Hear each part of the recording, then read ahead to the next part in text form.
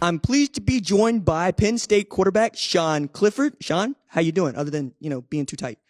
A little tight, jersey. I feel like we should have sized up, but it's all good. I'm feeling great. Really happy to be here at Big Ten Media Day. So excited to get this thing rolling. So one of the things that I'm impressed about with you is your ability to adapt to scheme after scheme after scheme. I think we're up to your 5th offensive coordinator in your time. I think fourth. Yeah, fourth. So Donovan. I committed under Donovan. Okay. Didn't have a season truly under John Can you Donovan. reel them off? So it would be John Donovan to Joe Moorhead to Ricky Ronnie to Kirk Straka, not counting Donovan, so that's 3, and then now Mike Gersich. How's it feel to know that you're coming back to the same system? It feels great, and honestly, that's where I was so excited is the team that I'm coming back to, and then having that second year in the same offense. A lot of quarterbacks, the minute that they get that second year, they can take that next step. And, it's all about in the spring, instead of learning, it's about mastery. And that's where I'm as excited as I ever have been. So what's it been like for you to play for Coach Gersich? I'm speaking as a guy who saw him up close at Oklahoma State, where he came from Chippingburg, and what that offense is capable of. Yeah, Coach Gersich is a fiery personality, that's for sure. I think that's the number one with him. He's going to bring it every single day, and he's going to make sure that you bring it every single day. So he's looking to get the best out of you. And then secondly, his scheme is explosive. And I think that we saw a bunch of glimpses all last year, but it's time now to take it up a notch. And that's where, with Coach Gersich, this offense, I'm just excited to be a spoke in the wheel. So, well, an important spoke in the wheel, but you're also going to have 2 outstanding guys out on the perimeter, one of which Parker Washington you're familiar with. Mitchell Tinsley, I've seen on tape. Well, many of us saw at Western Kentucky. What are you expecting from those 2 guys? Yeah, Parker Washington, a vet guy now, been here, done that, but he's excited to take that next step. And then Mitch Tinsley coming in as a transfer, just fantastic talent. Really, I think that the big thing with Mitch Tinsley that people need to understand is the work ethic. That man is in there every day. He lives with me, so he's texting me. He's coming over to my room. Hey, when we throwing tomorrow? Every single day, Mitch brings it. And, those 2 are, great leaders in that group, but you got that's a deep room. Keandre Lambert-Smith, Malik Mega, Jaden Dotton, my brother. The list goes on and on and on. Trey Wallace. I could talk about them for days. So realistically, those 2 are great leaders, really set the tone, set the standard, but we got a great room too. I'm glad you brought up your brother, because I want to know, where's that relationship going to show up on the field for you? I think that it's the same as it was in the backyard about, what was that? It feels like 100 years ago now, since I've been in college for so long. But, back in the day when we were playing in the backyard, that's how it feels almost on the field. Obviously, the bullets are flying a little faster than the neighborhood kids, but at the same time, it's still a great feeling to be out there with them and share those memories. Last year was sort of challenging. Well, was challenging for Penn State at times, specifically for you. What did you learn from 2021? I think it's all about just keeping a level head and staying focused on the task at hand, because, life's going to throw you curveballs. I didn't expect to get injured. I didn't want to get injured, but that's the name of the game. Nobody wants to get injured. Of course, you know what I'm saying? So it's really about how you take those hurdles and those obstacles and push through them, because, when you got a great team, you got great coaches, and they got your back, it gives you a lot of confidence in yourself to go out and perform for your team. So I think that's what I learned the most. Just staying focused on the task at hand. There's going to be hurdles, but you just got to keep jumping. 2 of the underclassmen I'm very excited about across the country are at Penn State. Yeah. One of them is going to be your understudy, Drew Eller. And then the other is a dude that I think can squat an entire house, Nick Singleton. But, I think it's proven at this point. Right? That's what I'm saying. It. So let's start with Nick. What has he done to impress you? Yeah, I think that, that whole running back room, I don't want to put that room away. Talking about Nick specifically, he comes in and works. He's a workhorse. I think that he's been brought up in a really good family of working hard. He gets it. He comes in every day with a strong focus to get better.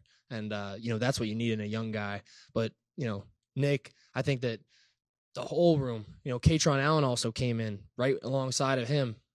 He's making some splashes. I think you're going to see him this year too, along with Kevon, along with Keziah. The list goes on and on. And I think that we have a lot of leadership in that room this year. So I'm excited about the run game. Well, I'm glad you're excited about the run game because Penn State fans would like to see one of these guys take the job and Absolutely. make it their own. We're talking about, I think it's 16 games that we've been without a 100-yard rusher for Penn State.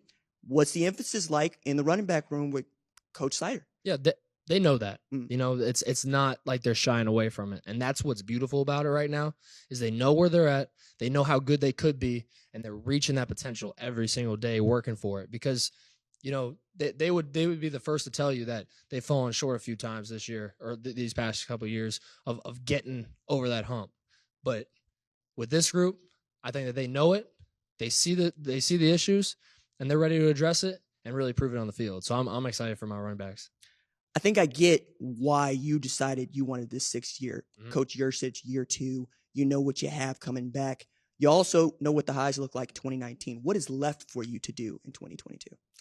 Just have a bunch of fun. I think that's really how it is for me. You know, my last year at Penn State, this university has given me so much.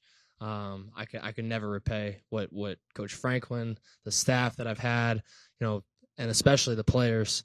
And now my family, like literally my brother being there, I can't repay them. So it's all about enjoying it, enjoying the process because, you know, sometimes in the past I've just taken it a little bit too seriously. And not that it's not a serious game and not that we're playing for, you know, something extremely serious, and that's a Big Ten championship. But at the same time, I think it's enjoying those moments and really just having a blast. Sean Clifford, thank you so much for taking time, sir. Thanks, RJ. I'm pleased to be joined by Penn State head coach James Franklin. Coach, how you doing? Awesome. Appreciate you having me. I got a big kick out of your players. Sean was sitting right where you are. He's very excited about going into year 2 with Coach Yurcich, and it dawned on me as I was preparing for that interview that he has been committed to or played for, I think it's up to 4 offensive coordinators, and how excited he is to just know the system because he feels he gets to master it this year. How excited are you for Sean to have this 6th year? Yeah, I think there's no doubt about it. That's going to have a significant impact not only on our season, but also Sean's year. You know, we've been fortunate that we've had a number of guys that have been the offensive coordinator at Penn State and have gone on to be head coaches. So it creates challenges for us, but it's also something that we take great pride in.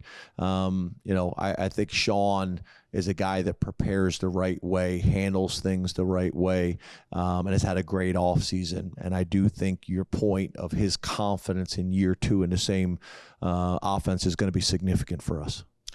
You mentioned some of your assistants have gone on to be head coaches, one of those Brent Pry, Virginia Tech.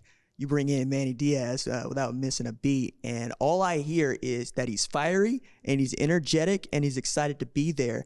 As a fiery and energetic man yourself, grade him on a 1 to 10 for me. What kind of fiery to energetic is Coach Diaz? Yeah, I gotta say 10, right? What else am I supposed to say? You know, he's been great. You know, you're talking about an established, proven, seasoned defensive coordinator at a number of different schools and a number of different conferences, and that's important. At a place like Penn State, we should be able to get that type of guy. Number 2, his experience as a head coach. That there's value in that. His ability to get up in front of the team, to get up in front of the defense, the presence, and then also his big picture view of college football has been really valuable, and I think he's enjoyed it.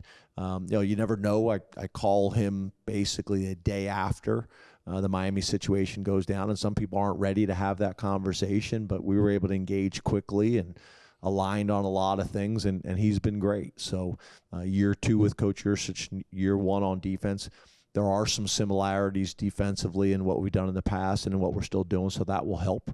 But it's about creating turnovers on defense and getting your guys to fly around. And I think Manny and myself and our defensive coaches kind of align in how we think defensive football should be played, not only, you know, nationally, but specifically in the Big Ten. What can we expect along those lines from P.J. Mustipher, who I need to say passed his conditioning test? There's no doubt. My man is excited. You know, he's played for 5 years, played as a true freshman. With COVID, he was able to get an extra year after having the injury. He'll never have to take the conditioning test again, and he's fired up about it. But he's a leader. The guy is all about ball. He's already got his degree. His brother plays for the Bears. His dad played at West Virginia. He gets it. He's been raised right. As a young man, he's also been raised right in terms of the game of football and how to prepare and how to work. I'd hire the guy to be my D-line coach. Like, he's that type of guy. I'm super proud of him. He's going to be unbelievably successful, not only for us this year, but also in his future. And having him back is significant. It really is. We lost him and Sean in the same game last year, where you have two teams ranked in the top 5 battling like crazy. So having both of those guys back and learning through those experiences is really valuable for our team. Jahan Dotson was outstanding last year. Parker Washington, I assumes a role this year that is going to be just a little bit larger. And then you go and pull Mitchell Tinsley out of a hat. What are you expecting from that wide receiver room this year? Yeah, so we had a young man by the name of Keandre Lambert as well who played. Your point, Parker Washington, and then Mitchell Tinsley, like you mentioned. So we actually feel like with losing a Jahan Dotson, that's hard to replace. But if you look at Keandre was a still young developing player last year, that group of 3, we believe, can be as productive as the group with Jahan last year. Not that you're replacing Jahan specifically with any one of them, and you never know. Maybe someone has that type of year, but the group we feel like can be just as productive as the group we had last year. One of the things I hear most from Penn State fans is, who is the next best rusher coming out of Penn State? They will point to me and say, we haven't had a 100-yard rusher. I will say, you got a great running back room. And it got a little bit better, if I may say so, with Nick Singleton, who I think is freak show. What are you expecting from that room this year? Well, it's not just that room, right? It's our O-line, it's our tight ends, it's our commitment to the running game. It's being able to run on normal downs. It's being able to run on short yardage situations, goal line, 4-minute. We got to be able to do it. That's a commitment in the offseason. That's development of the offensive line. And then that's running backs having the mentality that once the scheme or the players up front get you to the free linebacker or get you to the free safety, now you got to do your job.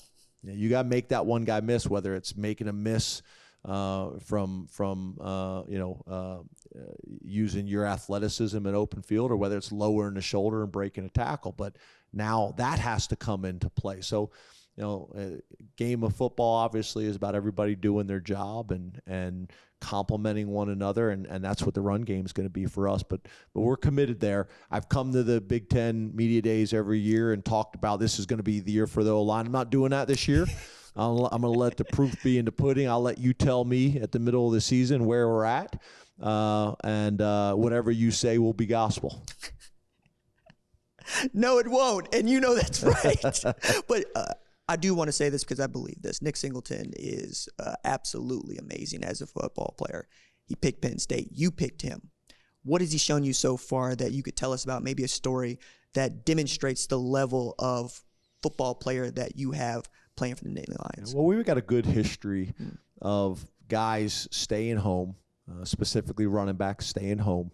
Saquon Barkley, Miles Sanders, and now Nick Singleton, and being able to do some special things at Penn State and then be able to take it to the next level is really important. So for Nick, it was being able to develop a relationship with him and mom and dad. High school coach. We had a great player named Jan Johnson out of the same program a few years ago who played really well for us at Penn State. And Nick has a chance to take all those things to the next level. Obviously, was very well thought of, number 1 running back in the country, Gatorade Player of the Year. We do have a running back room that's going to allow him to develop, so when he's ready, he'll play. And sometimes you're in a situation where guys are forced onto the field before they need to be, but you're talking about a guy who's already 220 pounds, runs really well, is freakishly strong in the weight room. I think he may have power clean 365 this summer. Is a special guy, is close to a 400-pound bench press. So he is physically developed and ready for the game of football. And then being able to come in, graduated early, came in the spring, was able to learn the system. So that will give him a chance to legitimately compete, for the starting job, but definitely for playing time. My last one for you, Coach. We've seen some changes in college football. USC, UCLA are going to be Big Ten members in 2024. With all of this going on, name, image, and likeness, transfer portal, how do you feel about the future of college football? Well, here's the deal. Change is coming and change is here. Embrace it. I don't care whether it's college football or any other industry.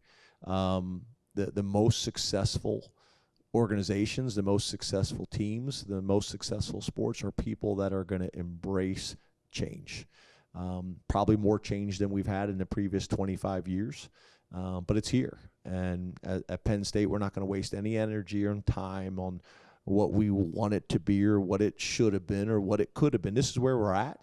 We're excited about it. Obviously, bringing two schools that have great academic reputations to align, with our conference and our universities from that perspective, but also two schools with great tradition and history as well. And there's going to be a lot of excitement, whether it's Fox, whether it's fans, whether it's other media outlets, whether it's our former players. Excited about seeing Penn State and USC on the football field together, or UCLA. Hopefully they're coming to us as much as possible. But yeah, I think this is where we're at in college football, and we're embracing it at Penn State. Here's to USC playing in Happy Valley in the last week of November, Coach. You're exactly right. Scheduling, please. Coach James Franklin, thank you so much for taking the time, sir. You as well. Thank you.